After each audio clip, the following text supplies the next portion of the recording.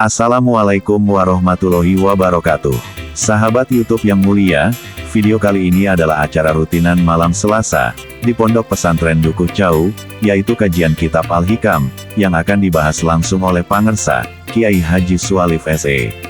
Semoga Pangersa Kiai Haji Sualif sekeluarga dan jemaah ikhwan akhwat semuanya, dikabul segala keinginan dan cita-cita, disehatkan selalu, dijauhkan dari petaka dunia dan akhirat. Semoga semuanya usyul ke Allah, amin. Yuk kita simak terus videonya sambil ngopi, sambil zikir hobi oke.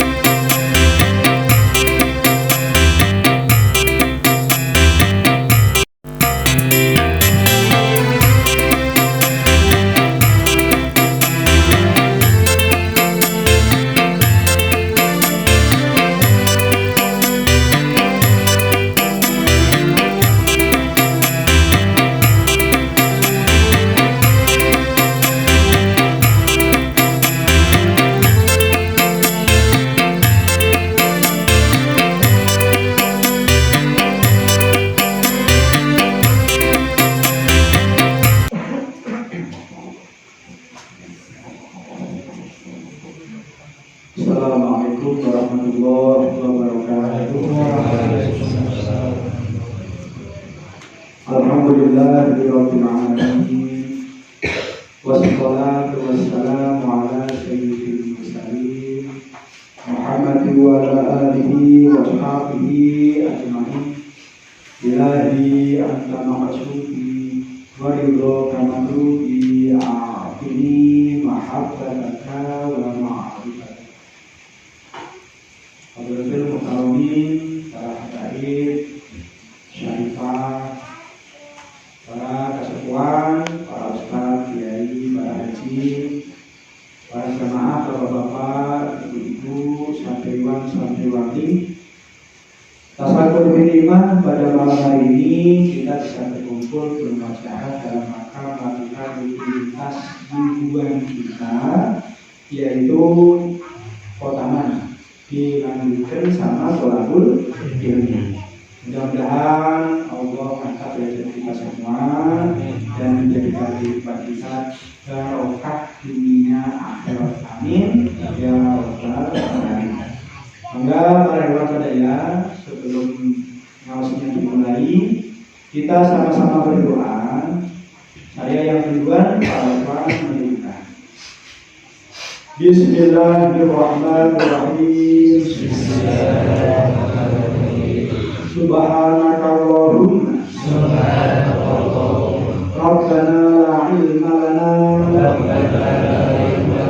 illa ma 'allamtana innaka antal alimul hakim wa tub 'alaina innaka antat tawwabur rahim wa taqabbal minna innaka antas samiul 'alim wa 'allimna min ladunka ilman nafi'an ya dzal jalali wal ikram. Allahumma iftah lana hikmataka wansur 'alaina rahmataka ya dzal jalali wal ikram. Rabbi zidni 'ilman wa wasi fiha rizqi wa barik li fima razaqtani waj'alni mahbuban fi qulubi 'ibadika wa 'azizan fi uyunihim waj'alni wajihan fid dunya wal akhirah wa minal muqarrabin ya kasiran nawali ya hasana bi'ali ya mu'yan bila misali ya qaiman bila zawali falakal hamdu wal minnatu wasyarafu ala kulli hal.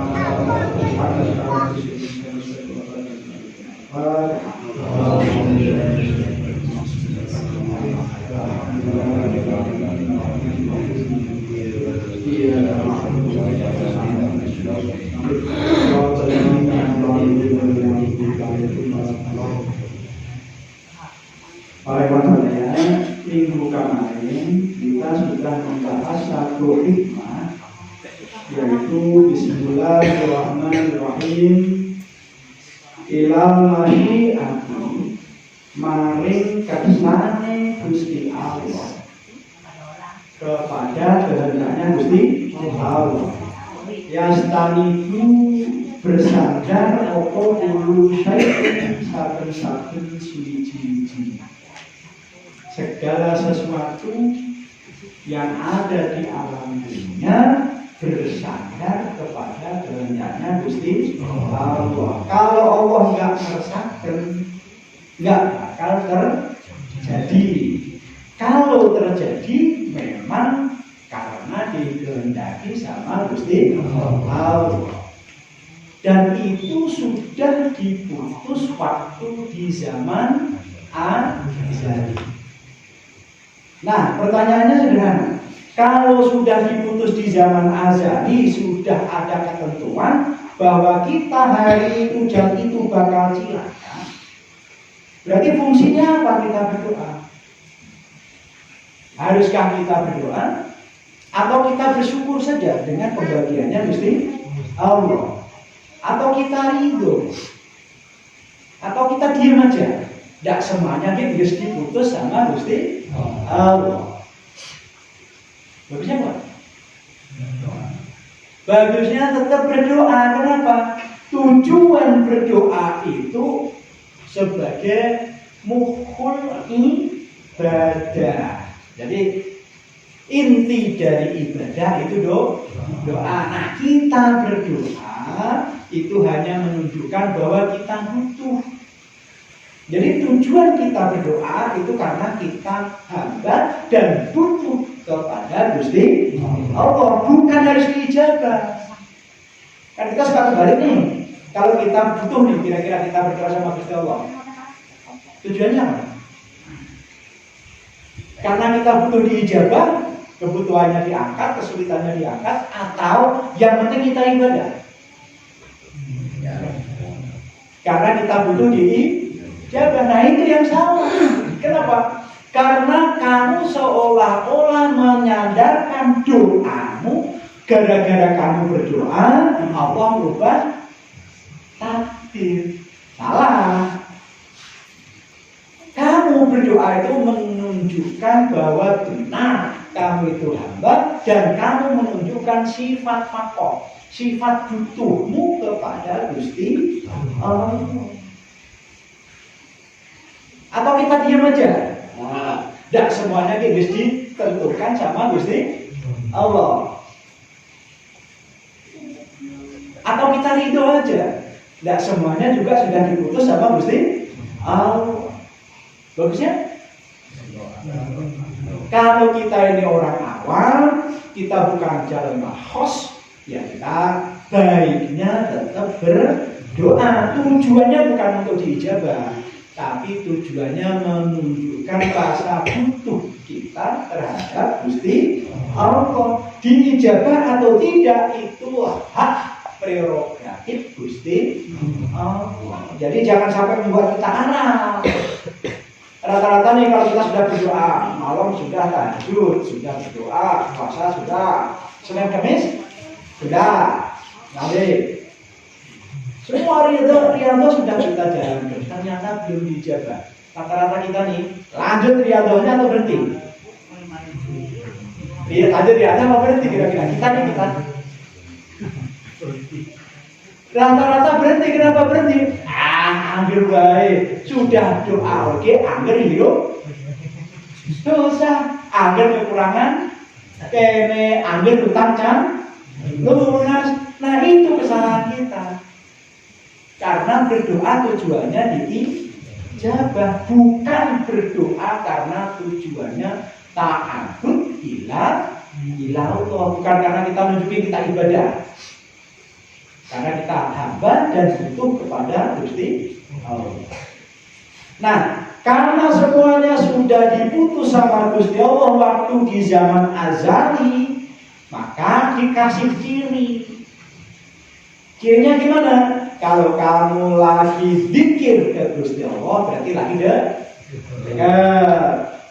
Kalau kamu lagi lupa ke Gusti Allah, berarti lagi jauh. Kalau lagi jauh, berarti lagi maksiat. Dah, ketika orang maksiat itu loh, balanya Gusti Allah turun, diizinkan terjadi karena orang lagi maksiat. Kalau seandainya kita lagi dekat, lagi zikir ke Gusti Allah, inna rahmatallahi qaribun minal muhsinin. Rahmatnya Gusti Allah itu parah dekat sama orang-orang baik. Cirinya gitu. Kalau kamu baik berarti kamu lagi dirahmati sama Gusti Allah. Kalau kamu lupa, kamu jelek, kamu lagi maksiat, berarti kamu lagi disesatkan sama Gusti Allah. Itu cirinya. Kalau lagi pikir berarti lagi kufur. Kalau lagi lupa pikir berarti lagi kufur. Nah kufur dosa. Cirinya tuh. Berarti kalau nggak lagi dekat berarti lagi jauh. Kalau lagi jauh artinya lagi maksiat. Nah, Allah mengizinkan bala terjadi dalam kehidupan orang karena orang lagi maksiat. Nah, kira-kira nih, bala itu tujuannya untuk apa? Allah ngasih cobaan ke makhluk, itu tujuannya untuk apa? Untuk nyiksa kita atau untuk ngingetin? Untuk ngingetin supaya kamu bisa balik lagi dekat ke Gusti Allah. Nah, lewat itu bab yang hikmah yang minggu kemarin kita sudah bahas banyak kali lebar. Maka kita laksanakan ayat. Bismillahirrahmanirrahim. Alhamdulillah wa nafa'ana bihi wa bihi amin amin ya rabbal alamin. Bismillahirrahmanirrahim. Urudul faqati utawi tekane pirang-pirang kesusahan, datangnya berbagai macam kesulitan. Ta'yadul muridina iku hari rayane wong-wong murid, wong sing ngersakake kenal ke Gusti Allah. Mani nggak ngomong gitu? Datangnya kesulitan itu ciri bahwa hari rayamu sudah datang. Mani? Nih biasanya nih, gara-gara latihan zikir, yang tadinya kita maksiat nih, cari duit gampang, lagi judi nyari pinjaman gampang, lagi lupa ke Gusti Allah ngada-ngada usaha lancar jalan. Nah, ketika ditalkin zikir, ketika mulai belajar zikir, ngada-ngada kelak, usahanya badannya sakit, istrinya rewel, anaknya rewel, ada yang lagi rentan, pokoknya semuanya ketutup, kesulitan numpuk datang semua, gara-gara kita lagi belajar zikir, lagi belajar ingat ke Gusti Allah. Nah, janjinya Gusti Allah, ketika kesulitan-kesulitan itu sudah pada muncul semua, artinya hari rayamu sudah tiba. Paling nggak gitu? Ketika kadang-kadang nih baru latihan dikit, nanem itu loh. Kadang-kadang gagal. Dagang kadang-kadang rugi. Usaha kadang-kadang ditipu orang. Istri yang tadinya soleh kadang-kadang rewel. Nah, berani nggak kamu ngomong? Berarti hari raya itu sudah tiba. Nih, kesulitan itu menunjukkan bahwa hari rayamu sudah mau tiba. Kenapa? Karena kamu dengan adanya kesulitan-kesulitan, berarti sesuatu yang terjadi under control. Kita nggak bisa ngontrol, nggak bisa menguasai. Itu kamu lagi ditunjukkan dengan kekuasaannya Gusti Allah. Bener-bener kamu usaha upaya apapun mentok. Berarti kamu itu lagi ditunjukin nih loh. Ada hal-hal yang di luar kekuatan orang. Ada hal-hal yang terjadi di luar kontrol kita. Nah, ketika itu terjadi, Allah lagi nunjukin bahwa kamu lagi dikenalkan dengan kekuasaannya Gusti Allah. Harusnya gimana? Berontak, ninggalkan ibadah, atau semakin yang ibadahnya? Rata-rata kita apa? Rata-rata kita nih berontak, rata-rata kita tuh berontak. Orang nggak ada angin, nggak ada hujan, kadang-kadang semua mantep tuh. Masalah numpuk gara-gara orang baru belajar dikit. Gara-gara orang lagi mau deket-deket sama Gusti Allah, gara-gara orang lagi mau kenal sama Gusti Allah, ada etak masalah yang tadinya nggak ada, datang semua. Berani nggak? Kita punya satu keyakinan, berarti hari raya orang guys lebih panik. Oh, panik nggak? Loh, logikanya nih, teman-teman, logikanya. Ketika kita lagi bebersih, namanya juga bebersih. Yang dibersihin itu apa? Kotoran. Nah, kotorannya itu bentuknya apa? Ya apapun yang nyampah, apapun yang kotor, yang nempel di badan orang. Mulai dari apa tuh? Apa badannya saja? Atau mulai dari bajunya, sepatunya, mulai dari semuanya? Ya semuanya, baik yang dohir maupun yang batin. Berarti kalau kita lagi dibersihkan seperti itu, nyerinya ya baju kudu dicopot, badan kudu digosok, dingin-dingin kudu mandi taubat. Kira-kira ini secara nafsu nih, kita bisa terima nggak gitu? Ya berontak. Orang nyamannya pakai baju etak, nyamannya pakai badan model gitu, kadang-kadang penting-penting suruh mandi. Nafsu kita ini berontak ya kira-kira? Berontak. Kenapa? Enaknya nggak usah gitu. Padahal Allah bermaksud bersihkan orang. Berarti semuanya kudu dicopot. Kalau dicopot aja kudu dikucek. Kalau baju ya direndam. Setelah direndam dikasih renso. Setelah dikasih renso dikucek. Setelah dikucek dibobot-bobotkan. Setelah dibobot-bobotkan dijemur. Beres.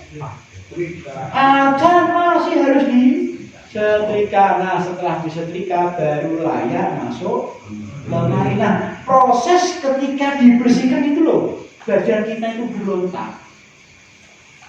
Cara bersihkan bagaimana? Ya itu tadi, datangnya hal-hal di luar kemampuan kita.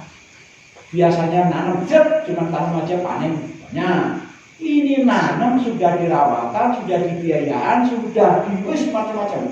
Diharapkan benar ini panennya. Kadang-kadang enggak laku, gagal. Nyeri nggak ya kita nih? Ngeri. Yang tadinya adem ayem Ada penyakit datang,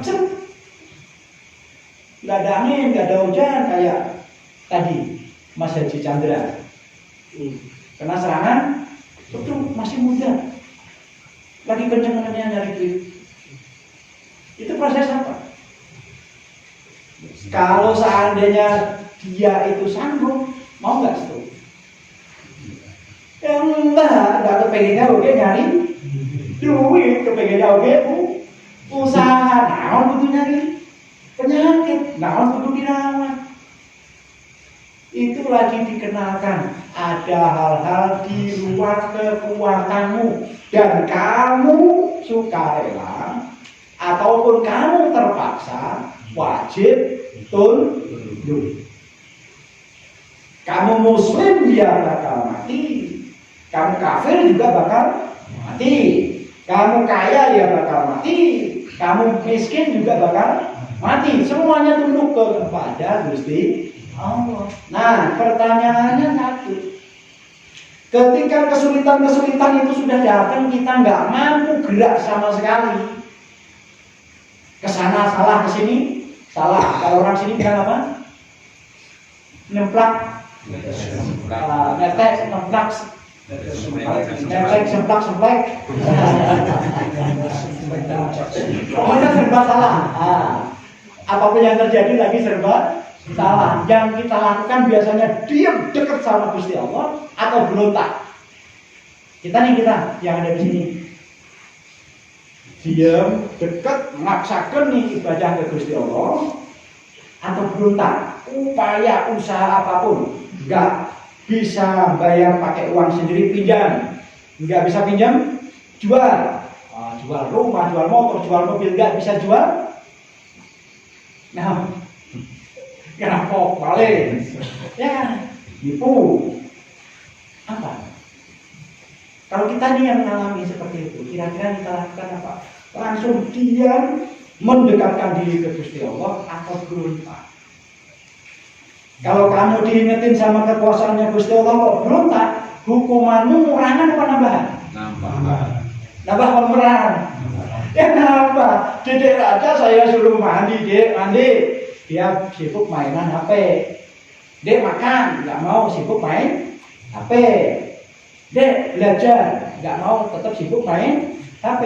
Pertama kali yang saya lakukan cuma ngambil HP-nya aja, supaya anak ini taat, nurut, dekat, langsung nurut sama bapaknya yang nyuruh. Lah, setelah HP-nya diambil, ternyata dia marah-marah, nangis-nangis, ngamuk-ngamuk. Bapaknya dipukulin, lemarinya ditendangin, barang-barangnya dirusak. Yang saya lakukan apa? HP-nya langsung saya kasih, tak beliin baru. Apa langsung saja deh? Ya dijewer, yang tadinya cuma diambil barangnya aja, dia harus ngalami di jewer. Kenapa? Berontak.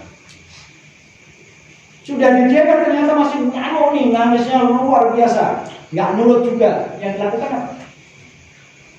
Kalau dia diharuskan mandi ya salah seret, langsung masukin ke kamar mandi, gebyur aja. Nah sama kita juga gitu sama Gusti Allah tuh. Kalau kamu diingetin dengan cara halus kok untuk jahit, nggak sadar, ya Allah jewer. Tadinya cuma barang-barangnya aja yang hilang, panennya gagal, utang kan bayar, tadinya cuma gitu aja. Karena kamu berontak, nggak bisa menerima diri, nggak bisa bersyukur kepada Gusti Allah, dijewer, rasakannya nyeri, kadang-kadang badan sakit, kadang-kadang harus dirawat. Ya duitmu hilang, ya badanmu merasakan nyeri, masih nggak mau syukur juga, masih nggak mau nurut juga, nyalahkan terus sama Gusti Allah. Yang dilakukan apa?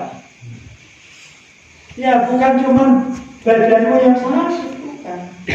Kadang-kadang usahamu tutup, istrimu ngajak bubaran. Lah, masa depan curam, nangis, Keringan. Gara-gara apa tuh? Berontak. Makanya di bab yang sekarang urudul makoti, datangnya kesulitan-kesulitan, ayatul muridina, piro-piro lebarane wong kanggo murid, orang yang pengen kenal sama Gusti Allah. Ciri khas lebarannya itu mulai datangnya kesulitan. Apa saja? Tujuannya apa?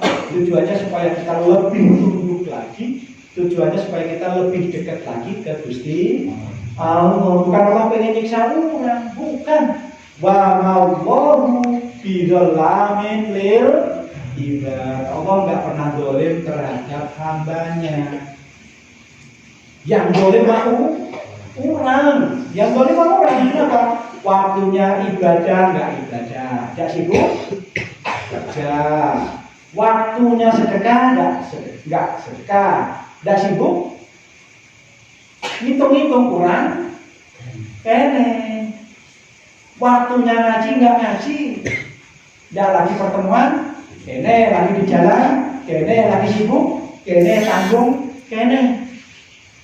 Nah kalau dijeber dikasih kesulitan, tujuannya satu, supaya kita itu cepat kembali ke Gusti Allah. Doanya logikanya gini, ketika ini ada karet nih, kamu upaya apapun sudah nggak mampu, karet awalnya segini, terus ditarik terus saja sampai kamu kejepit, maju salah, mundur salah, kanan salah, kiri salah, sampai kejepit nggak bisa ngapa-ngapain. Itu ciri. Kira-kira karet kita mau apa? Mau manjang terus-terusan apa mau putus? Ya kalau sudah nggak bisa ditarik lagi, berarti karet mau putus. Nah sama hidup juga gitu. Ketika kamu mengalami berbagai macam masalah dan itu sudah mentok, dan yang kamu lakukan, kamu semakin dekat ke Gusti Allah, berarti masalah semakin mau beres. Tapi sebaliknya, ketika kamu masih narik ulur, masih bisa ditarik nih, manjang terus. Ya kita masih punya toko, masih punya tanah, masih punya uang, masih pokoknya ngandelin barang-barang selain Gusti Allah. Masalahmu datang, yang kamu andelin bukan Gusti Allah, tapi yang kamu andelin itu barang-barang yang kamu punya. Yang kamu andelin logikamu, yang kamu andelin usahamu. Kira-kira kalau karet itu sudah mentok apa masih bisa usaha? Masih bisa upaya, berarti masih manjangan. Kalau masih manjangan berarti masalahmu beres manjang. Belum. Syarat mau beres itu kalau kamu sudah duduk diam pasrah ke Gusti Allah, baru tuh berarti kesulitan mau selesai. Berarti harus apa yang ditingkatkan? Ketika kesulitan datang, yang harus ditingkatkan apa? Ibadah ke Gusti Allah. Doa, masalah diijabah atau tidak itu hak prerogatif Gusti Allah. Yang penting nangges duduk diam, ibadah ke Gusti. Berarti meskipun sudah pikiran terus-terusan, sudah riyadhah terus-terusan, sudah puasa terus-terusan, ternyata masalahnya belum beres-beres. Yang dikoreksi bukan masalahnya, yang dikoreksi itu sikap kita ketika menghadapi masalah. Tindakanmu itu loh apa ketika menghadapi masalah itu. Kalau masih mengandalkan logikamu, mengandalkan usahamu, mengandalkan upayamu, mengandalkan kemampuanmu, berarti masalahmu belum selesai, belum ada lebaran. Lebaran itu apa sih? Lebaran itu tempat orang senang, tenang. Kalau seandainya habis puasa, lebarannya ya boleh makan apa saja. Kalau tempat orang yang telanjang, lebarannya punya untuk menutupi auratnya. Kalau untuk orang sakit lebarannya sehat, sembuh. Itu namanya lebaran. Syarat mutlak ketika kamu lagi diuji masalah, datang berturut-turut, bertubi-tubi, yakin. Ketika kamu mulai duduk diam dekat ke Gusti Allah, artinya masalahmu mau selesai. Tapi kalau kamu berontak terus-terusan, zikir malah ditinggalkan, sholat malah ditinggalkan, malah macam-macam sampai ke gunung-gunung kedua-dua, berarti masalahmu belum pengen selesai. Kenapa? Karena karet yang kamu tarik masih bisa manjangan, masih tergantung upaya. Syarat putus karetnya itu kalau sudah mentok, ditariknya sudah enggak, ditariknya sudah enggak bisa. Baru lebarannya datang. Jadi itu para kawan, kesulitan datang itu nunjukin kalau lebarannya mau tidak, lebarannya mau tidak. Bukan membuat kita semakin jauh ke Gusti Allah, tapi harusnya membuat kita semakin dekat ke Gusti Allah. Kenapa? Karena barang-barang kita lagi dibersihkan, badan kita lagi dibersihkan, badan kita lagi dibersihkan, supaya nggak menurunkan dari nafsu. Sok duduk diam, tunduk pada keputusannya Gusti Allah. Makanya kita diajar tuh mulai sekarang hatinya supaya lembut, langsung tanggap bahwa ini maksudnya Gusti Allah begini, langsung tanggap. Dinasihatin langsung nurut, tahu nasihat. Itu mudah-mudahan kita bisa mengamalkan dan Allah ngasih kekuatan kita untuk yakin bahwa kalau terjadi berbagai macam kesulitan, tujuannya satu, bahwa kita lagi menyaksikan kekuasaannya Gusti Allah. Artinya lebaran depan sudah mau tiba.